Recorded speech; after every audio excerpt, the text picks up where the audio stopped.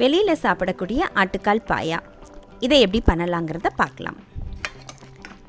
Hi, welcome back to my channel whisk and wonder by Glory. இன்றைக்கி ஆட்டுக்கால் பாயா எப்படி பண்ணலாங்கிறத பார்க்கலாம். கடையிலேயே இந்த மாதிரி வாட்டி கட் பண்ணி கொடுத்துட்டாங்க. இதை தண்ணியில் கொஞ்சம் ஊற வச்சுட்டு இந்த மாதிரி கத்தியால் க்ளீன் பண்ணோம்னா கால் நல்லா வெள்ளையாக வந்துடும். அதில் இருக்கிற கசப்பு சுவை, அதுக்கப்புறம் ஸ்ட்ராங்கான அந்த வாசம் போயிடும். இப்போது ஆட்டுக்காலை க்ளீன் பண்ணிவிட்டு கொஞ்சம் மஞ்சத்தூள் போட்டு நல்லா தேய்ச்சி ஒரு 5 நிமிஷம் வச்சுட்டு நல்லா கழுவி எடுத்துக்கலாம். ஒரு 3-4 முறை கழுவி எடுத்துக்கலாம். இப்போ நான் ஒரு குக்கரில் 2 கால் சேர்த்துருக்கேன். இதுக்கு ஒரு மீடியம் சைஸ் தக்காளி, ஒரு மீடியம் சைஸ் வெங்காயம், காரத்துக்கு தேவையான ஒரு 4 பச்சை மிளகாய் சேர்த்துக்கிட்டேன். இஞ்சி பூண்டு விழுது 1 டீஸ்பூன், கொஞ்சம் கொத்தமல்லி காம்பு கொஞ்சம் சேர்த்துக்கிட்டேன். உப்பு தேவையான அளவு இல்லை, கொஞ்சமாக போட்டால் போதும். அதுக்கப்புறம் நம்ம சேர்த்துக்கலாம். இப்போது கொஞ்சம் அது தண்ணி ஊற்றிட்டு மூழ்கிற அளவுக்கும் கொஞ்சம் மேலே ஊற்றிக்கலாம். மூழ்கிற அளவு மட்டும் ஊற்றினோம்னா கால் வெந்து வரும்போது, உப்பி வரும்போது மேலே இருக்கிற கால் வேகாமல் போயிடும். இப்போ இதை ஒரு மூடி போட்டு ஹை ஃப்ளேமில் ஒரு 2 விசில் வந்ததுக்கப்புறம் லோ ஃப்ளேமில் வந்து ஒரு 6-7 விசில் எடுத்துக்கலாம்.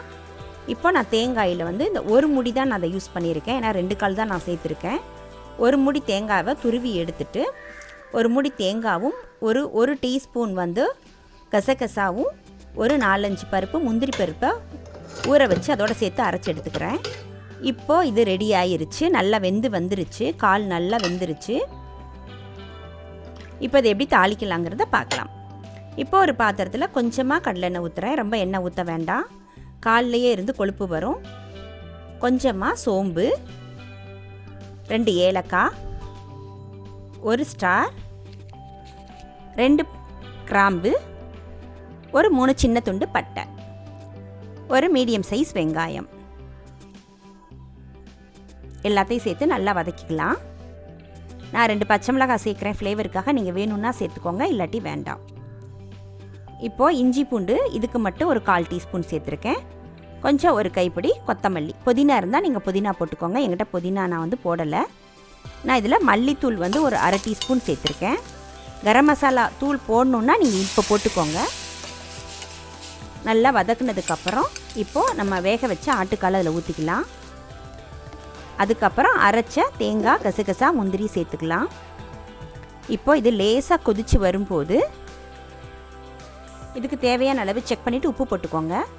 இது லேசாக கொதித்து வரும்போது மூடி போட்டுட்டு இதை ஒரு 1/2 மணி நேரம் அப்படியே சிம்மில் வச்சிடலாம். இது இடியாப்பம், ஆப்பம் ரெண்டுக்குமே இது சூப்பராக இருக்கும். இது அது 2க்கு மட்டும்தான் இந்த பாயா யூஸ் பண்ணலாம். இப்போது ஒரு 1/2 மணி நேரம் ஆயிடுச்சு. இப்போது நல்லா கொதிச்சிருச்சு. நல்லா சாறு நல்லா இறங்கி நல்லா கமகமன் மணக்குது.